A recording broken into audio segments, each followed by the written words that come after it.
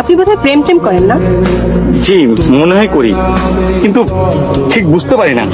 কেন বুঝতে পারেন না কেন? মানে যার সঙ্গে করি সে ডাক্তার, তো মানে প্রায় ডাক্তার। বুঝতে পারছেন ব্যাপারটা? হয় সে আমাকে বুঝতে পারে না অথবা বুঝতে দেয় না।